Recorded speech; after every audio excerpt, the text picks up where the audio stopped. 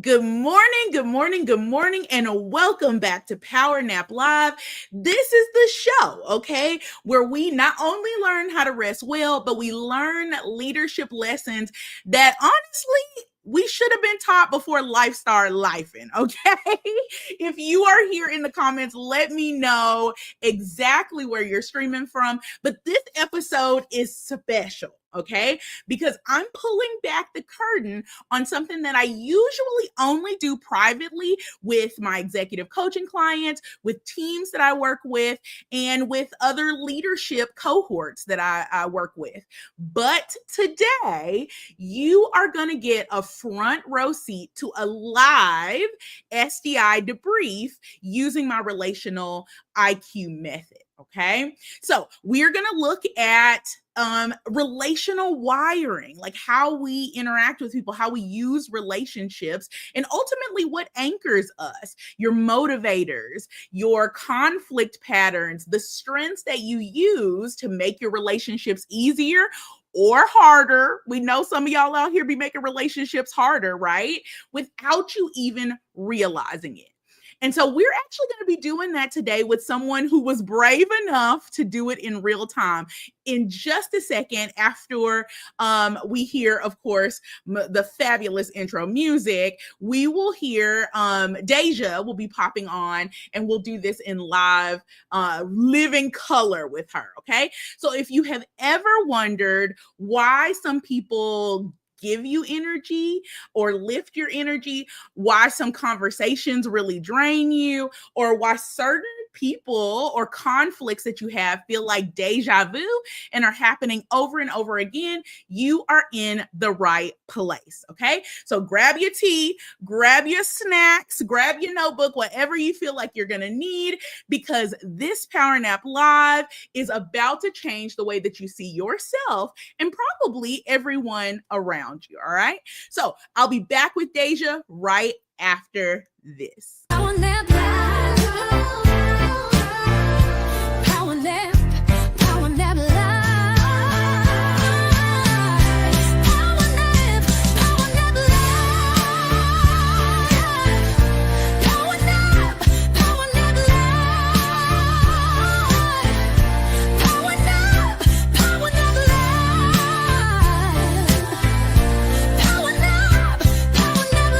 Power nap. Power nap live. Power nap. Power nap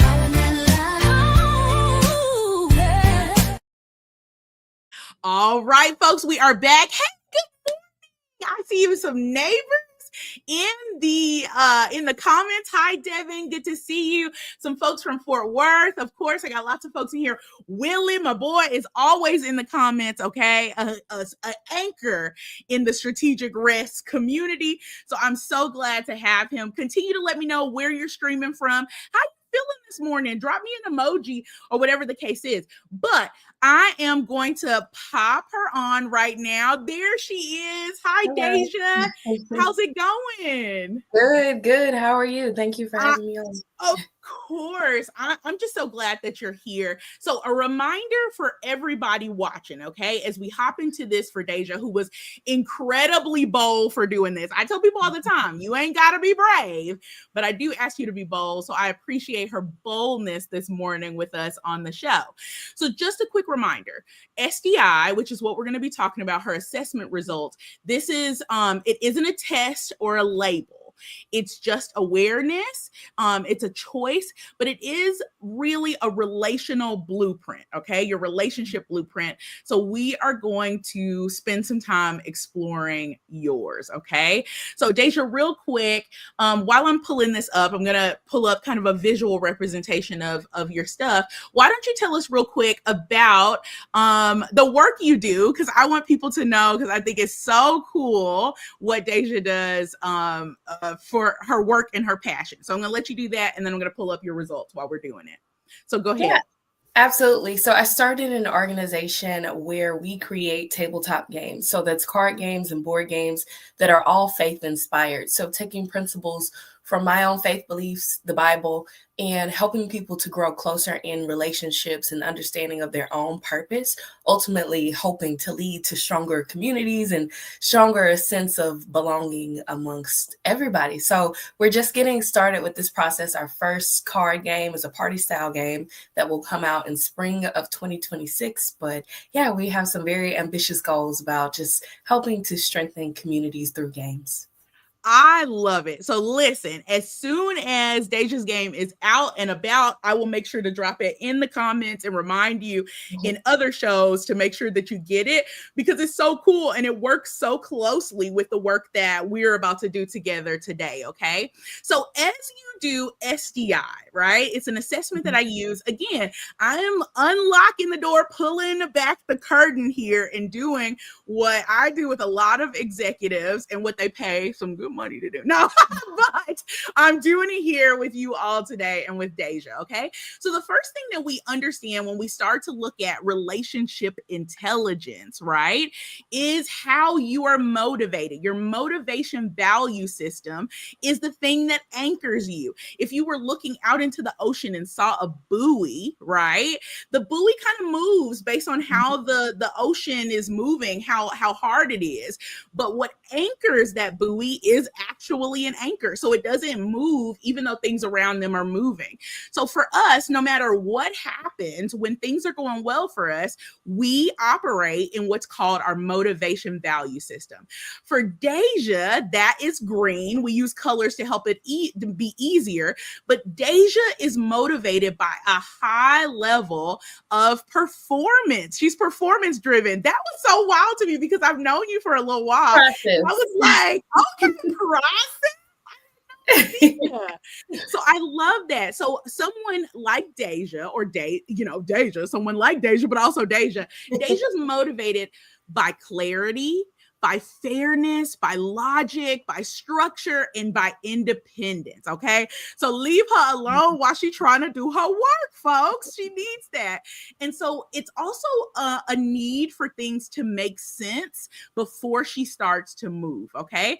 So my question to you, Deja, as we saw that and as we unpacked it together, where do you see this? Well, first of all, did you feel seen when you saw this information? And then the second thing is, where do you see this showing up most in your life right now? Yes, I felt seen. The results were extremely accurate, especially as I go through the understanding of what each aspect means. And I will say that I see this specifically show up in my professional relationships and those that are not so close to me. Because I will say specifically when it comes to like romantic relationships, there's almost a flip.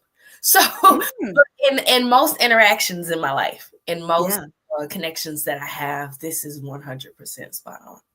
I love that. Absolutely. And it's so easy to kind of like see it, right? When you're doing that. Oh, I wish we had time to dig into how you think it flips in relationships, because I probably could disprove your theory, right? And maybe as you think about, and maybe as we talk a little bit more about conflict, we'll see if there really is that flip. So I'm interested in hearing more about that. So if you're watching, right, and you need logic before action, if you need like clarity before you really commit to something, or if you need time before you make decisions, you actually may be green like Deja too. Okay. There's other ways that people are motivated, which is why it's important for us to understand this as we navigate relationships that we have with other people. So some people are motivated by a high blend of process like Deja, right? Or performance, or the other one is people. So the things that we talked about with Deja today may not land specifically for you in the way that you're motivated. And that highlights to us that we walk the world with other people who are motivated differently from us, which is why relationship intelligence is so important. Okay. So in Deja's information here, we also find out how Deja kind of moves through conflict, okay? So there's an important piece here, Deja, that I want you to understand and our viewers to understand about conflict, okay? So first of all, conflict, we always think, especially when we're having trainings and different things like that, people think that conflict is the first thing, right? That we're in conflict. But that's absolutely not true. We as people can experience something called opposition with other people, and that's not negative. Right? Imagine me and Deja, we're going to go to brunch and I'm in Deja's living room. She walks out in her cute outfit. Okay. And I go, hey, are you going to wear those shoes? It's going to rain today. Deja may go, oh, thanks, girl. I appreciate that. Let me go get me some other shoes that may fit for that. Right. Now, rewind. If I went back and said, hey, Deja, as I was standing in her living room and said, oh, you never know how to dress. It's supposed to rain today. Why would you wear those shoes? Right? Look, this is not even real. And Deja had a reaction to that, right? There's only one reason that we experience conflict. Okay. It's really simple. And most people don't realize this, but we literally experience conflict only because something gets personal. Okay. Remember the way that I said it the first time, it wasn't about her, how she could dress. It was just simply about the fact that she needed new shoes for the condition that was happening. In the second one, I literally said, Deja personally cannot dress, right? And that made it personal. So it's important for us in relationships to understand what happens to us when we get pushed into conflict, because opposition is actually good. That's where innovation comes from, okay? So let's look in real time exactly how Deja, how you, my friend, experience conflict. Another thing before I hop into yours personally that's important for people to know is that we actually experience conflict in stages. So it's not straight up the way that it is. We experience it in stages. And stage one is actually our best chance in order to keep our relationships in a good space. Okay. So now let's look personally at how Deja actually experiences conflict, which is so different than the way that I do. Okay.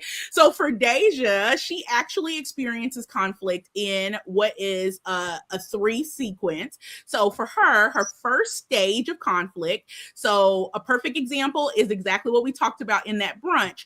Her first stage would have been to analyze. Okay. Like, oh, is Erin always that mean? Why would she say, I don't know how to dress? I don't understand. She would have started asking questions. Deja, do you feel like that's the case when you experience conflict? You first start to go, wait a minute, what is going on here? Yes, I definitely internalize and start to think through, how does this person typically talk? Have they ever said something like this before? Because that's also going to inform how I'm going to respond. So if this is the first time you've ever said anything that's made me feel that way, then I'm less likely to, go to that assert. Absolutely. That's the third. So to be honest, it's very rare. Like people have to push you pretty far in order for you to actually go into assert. You spend a lot of time assessing what has happened in this situation that's making you experience conflict, as we can see from your conflict sequence here. I mean, 62% is a long time for you to stay, but because your arrow is so short, people may not realize when you've made that move from analyze to now accommodate or assess. Okay. So in Deja's, that was so good. But in Deja's second stage, and what that means is if something keeps continuing to happen as we go through stages of conflict, things start to fall out, right? In the first stage, we're thinking about ourselves, others, and the problem. But as that continues to happen in the stages, some things start to fall out. So in the second stage, when Deja's experiencing accommodate, she's not thinking about herself, others, and the problem. She's only thinking about herself and the problem. Okay. The other folks go out. And that's why when she first starts, Deja, when you first start to feel like you're analyzing something, that is your best chance to go, yo, I'm experiencing conflict around this. What's happening? Does that make sense? Yes. Because that will help you preserve your relationships. For me, assert is my first stage. And folks who know me, I know there's several people in the comments who know me personally, right? Assert is always it is my first stage of conflict. Now, I'm a good Southern girl, okay? So the assert is typically sweet. It's like, nah, that's not what I'm going to do. No, I don't want that. Or no, we're not going to go there. Whatever the case is, it's usually with a smile and a laugh. But I very clearly always assert what I want to do or what I'm not going to do or what's not going to happen, right? And that's very different from you.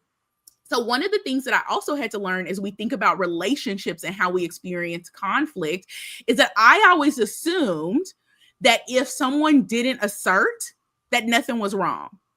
Do you see how in a relationship with you, if you were experiencing conflict, imagine us going back to that brunch scenario, you would have just kind of been asking yourself questions, even though you may have gone to get the shoes, you would have been like, gosh, like, what is going on here? And because you said, no, I'm not going to change my shoes or whatever the case is, if I, of course, wasn't an expert in this and now understand relationship intelligence, I could have assumed nothing was wrong.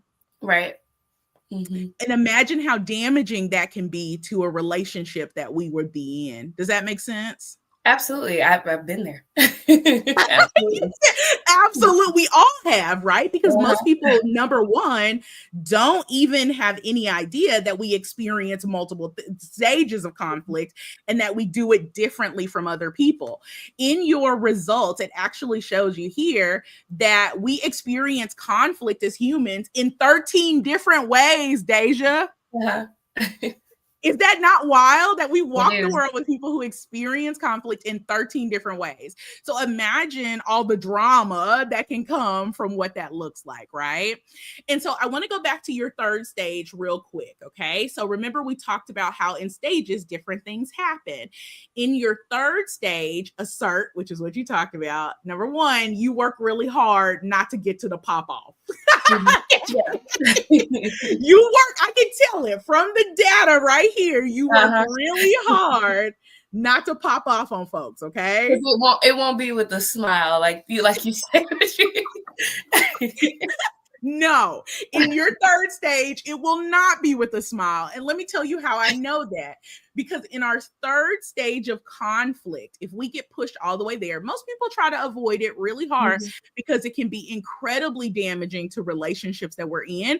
And ultimately, we need relationships in order to get things done, right? So we want our relationships to be good. But if you get to assert with someone, the only thing that you're thinking about is yourself.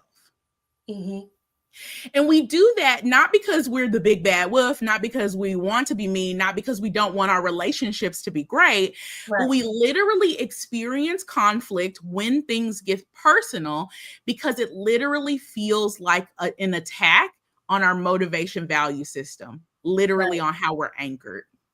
Absolutely. Does that make sense? So we're going to battle for the thing that literally anchors us. And that's why we experience what we experience in conflict. So real quick, does this describe a conflict that you've navigated recently? Like, how did this hit for you? I would say 100%. Before moving over into full-time entrepreneurship, I worked in tech sales, and I would have this ongoing challenge with my management at the time. And so I would analyze when there was a bit of micromanaging and things that I did not like. I would analyze, okay, well, did I miss something? Did he lay out clear instructions that I just did not follow? Was there something, in the process, in the steps that I should be aware of that I wasn't aware of? Is this really on me? And then there would be the stage of accommodation. Well, I just won't worry about it. I'll just do whatever he said. He did not explain this to me prior, but we're going to move forward. And then there was the assert, where I would just let him know that, no, that didn't happen that way, and you're making this up. Absolutely. And here's the thing, right? One of the things I want to point out to you, which now, now will probably send off some light bulb. The reason that you now have moved into full-time entrepreneurship is because you were literally experiencing a place where you were being pushed to all the way down your conflict sequence. Okay. So a lot of times people don't even realize that. It's fine to be in a space where you're experiencing the first one, because that's still okay, right? You're still focused on yourself, the problem, and other people. But if you don't know your conflict sequence, folks, I'm happy to help you do that, just kind of like I did with Deja. Please feel free to either drop in the chat like SDI, or send me a message going like, Erin, I have to do this. I want to do this. I want to do this for my whole team. Please don't hesitate to let me know. But in knowing that, it also helped Deja know that this was not an environment for her. She was constantly being pushed all the way down her conflict sequence. So if you're experiencing something like that, it may be time for you to figure out what next steps are, because in order to keep our relationships where we want them to be in the best shape, we need to start really asking ourselves questions when we start to experience our first stage of conflict. When something makes you feel that way, when I feel myself asserting, I ask myself, what is going on? What's happening? What made this personal is the question that we need to be asking ourselves. And that Deja, when she starts to really analyze stuff, go down the black hole, the rabbit hole, right? That is when she really needs to ask herself, what's making this personal? Okay. Very, very good. Okay, we've got two more things that I want us to point out in your report. You are doing fantastic, man. So one other important thing that happens in this assessment, it also tells you your top 3 strengths. Okay. So now there are other assessments out there that talk about what your strengths are, but this one points out the strengths that you actually use to get things done. Okay. So most people that know you would say, oh yeah, Deja is flexible, man. She is like comfortable with circumstances. She can figure it out no matter what's going on. They would also say that you're caring. I love that. I don't know if people would say I'm caring, but I love that for you. Okay. And self-confident. Okay. Deja knows. And it's not just self-confidence in yourself, but it's also confident in her abilities to be able to get something done, in the ability of her team when she runs a team, if that makes sense. Like, she just has a pride in accomplishing something that is difficult to do, and that works for her. So I see you smiling and shaking your head. That means, right, since you lead with those, that you read the room well, that you support others really deeply, and that you can actually like really step in with confidence when it's needed. So which one of the 3 that you have here, which are your top strengths, okay, which do you say is maybe your super strength, the one that you use all the time? And while Deja's answering that, I want you guys to drop in the chat, what's your top strength? What is one that you think people would say about you, or that you use all the time in order to get things done? Okay. So Deja, which one of these 3, even though I'm sure you use all of them all the time, but which would you say is your super strength, and why? I would say that my super strength is caring. Because some days I don't feel like being flexible, and some days I don't feel as confident. But I would say, majority of the time I have some care in me, even if there's no necessarily initiative behind it. There's some care. I love that. And the best thing about top strengths is that if I asked other people who work with you, they would go like, oh yeah, absolutely. Like, this is something that she does all the time, right? So in the assessment, it also gives you, and we won't have tons of time today to run through all of this. There's so many good nuggets from this. To be honest, we're doing this in 30 minutes, so we're barely scratching the surface. I tend to do this with 2 hours worth of time for a debrief with my clients and different things like that.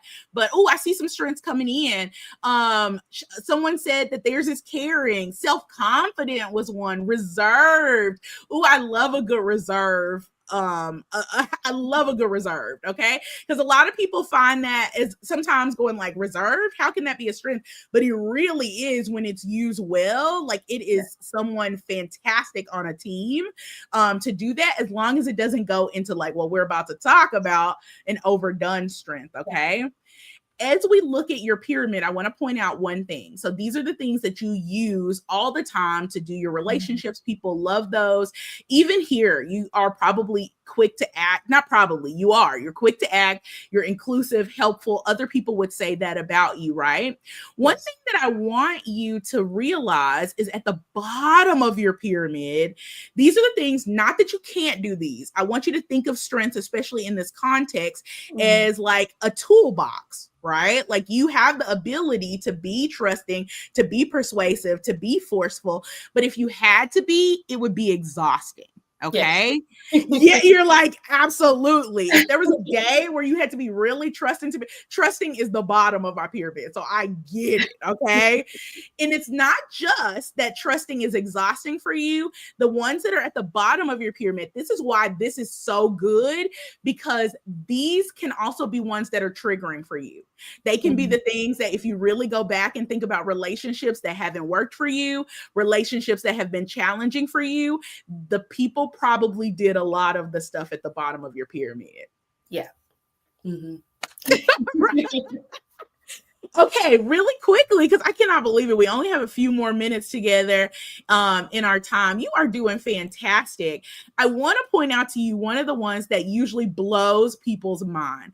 This assessment also points out to you what are strengths that you overdo. Okay. Yes. Now, look, you're already laughing because you're like, yeah, biting those nails. So when really quickly, so when any strength is used too much, right, it kind of turns on us. So we can be quick to act, and that can be great, but it can come across, if we're so quick to act constantly and we do it too much, it can come across to people as being rash, right? Yes. Or you're so flexible that people could go like, I don't know what Deja is going to do, right? Or you could be so adaptable that people could go, she just does whatever, whatever we say, right? So I want to ask you really quickly as we look at these real fast and start to wrap up in the next couple of minutes, which of these do you see the most? Like, and how do you feel like it impacts, maybe just pick one, and how has that impacted a relationship for you in the past? Ooh, okay. I would say probably the flexible piece, and that not so much my decisions, but my thought process. I'm really flexible. The more information I gain in, my opinion on the subject can completely change. Yes. And I would say in relationships, especially getting to know people, that's kind of showed up as like, well, are you just making this up? Are you lying? I'm like, no, I just learned more, and I said yes before, but now the answer is no, because I know more information. Because I'm constantly thinking, and I process out loud. So sometimes it can sound like I've made a decision, but no, I'm still thinking. Absolutely. And it's going to be so important for you to also tell people that, right?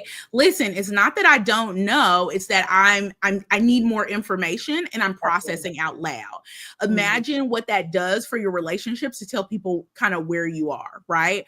Or I'm feeling like, going back to conflict, hey, like, I'm really having to think about this a whole lot. So something about this felt personal. Can we talk through it? Right. Right.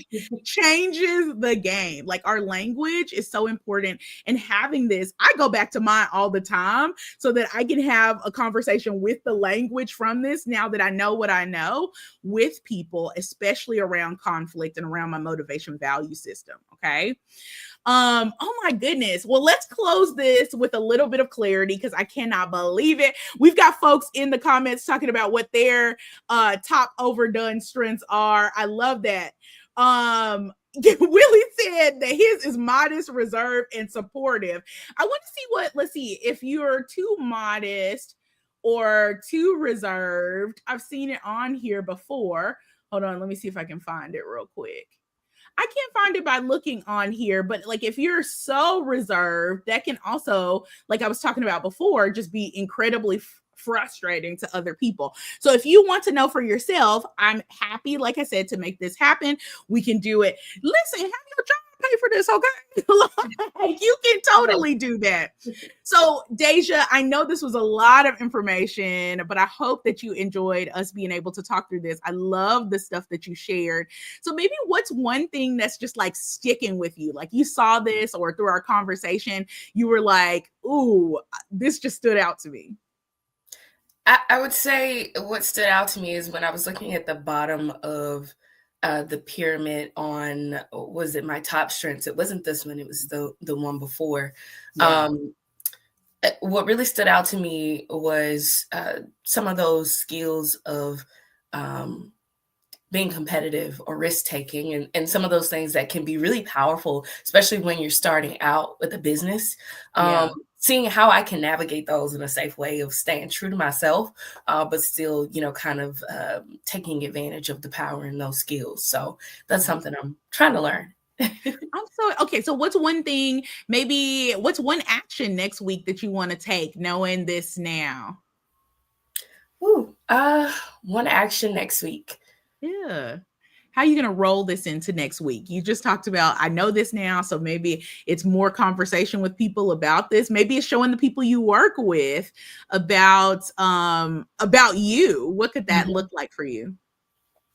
I'm going to have to think on that because I'm still, again, I'm green. I'm still processing that because I don't know. Yes, you are. That literally, as soon as I said that, I was like, I can give her time to process that, right? So if I managed you, do you see how unlocking this would allow me to go, let me actually ask you that on Tuesday, Deja. We have our one-on-one. I'm going to give you this question now, and to be able to do that, can you, I know you're like, oh, why didn't all my other supervisors do that in the past, right? So this unlocks not just for leaders about yourself personally, but can you imagine having this information for people that you work with, how you're able to cement those relationships? Oh, I see Rosemary in the comments. Yes, girl, let's plan to do this for 2026. This will change the game for your executive group. I've actually done a session for Rosemary and her fantastic folks at Goodwill, and this, they are rock stars. So, okay, thank you so much, Deja. If you, again, folks, I'm so glad we had her here. Make sure, like I said, once her game drops, I will provide all the details that you need in order to get it. Support this girl. She is absolutely amazing. And think about all the processing she's been doing to make this game good, okay? So if you were watching and you were thinking, I need this clarity, okay, in my life, I need this, please, please, please reach out to me so that I can do this for you, okay? Maybe you'll be the next person who ends up on this session. Deja, thank you so much for sharing your journey with us today and your beautiful smile. And mean it, yes. And to everyone who's watching, thank you so much for being here today. Make sure that you make good decisions, rest like you mean it, and I'll see you next Sunday, 10 a.m. Central Standard Time, right back here on YouTube or Facebook or all the other places that I stream. I'll see you back here next week. Bye. Bye. Power up, power up, live. Power up, power up, live. Power up, live.